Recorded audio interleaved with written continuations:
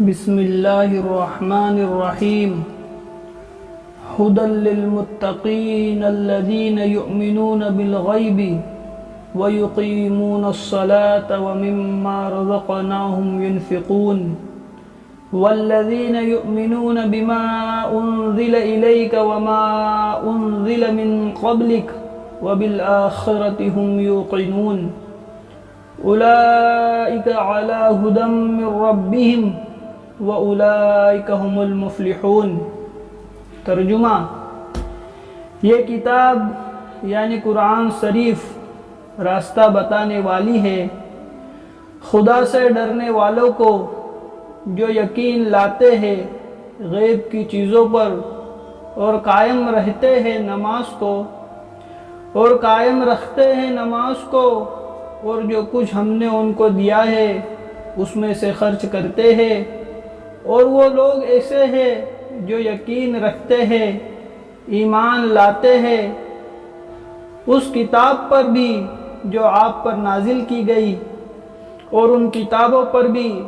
جو آپ سے پہلے نازل کی گئی، اور آخرت پر بھی وہ یقین رکھتے ہیں، یہی لوگ اس صحیح راستے پر ہے جو ان کے رب کی طرف سے ملا ہے، اور یہی لوگ فلاح کو پہنچنے والے ہیں۔ اس آیت شریفہ میں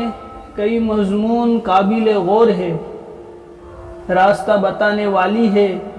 خدا سے ڈرنے والوں کو، یعنی جس کو مالک کا خوف نہ ہو، مالک کو مالک نہ جانتا ہو،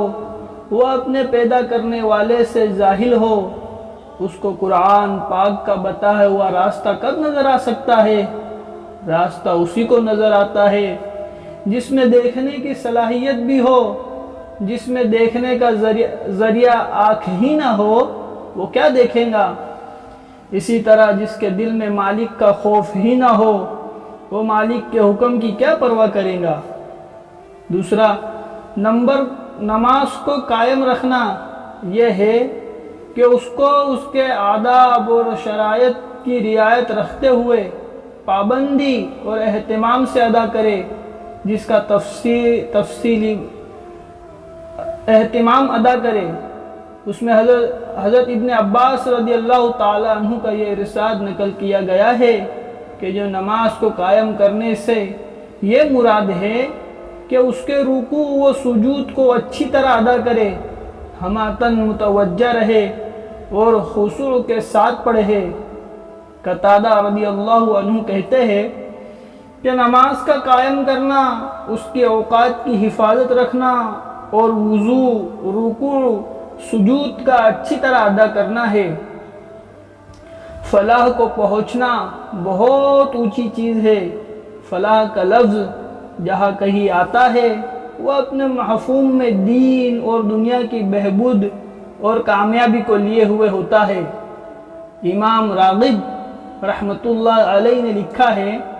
کہ دنیا کی فلاح ان خوبیوں کا حاصل کر لینا ہے جس سے دنیاوی زندگی بہترین بن جائے، اور بقا اور غنا اور عزت ہے،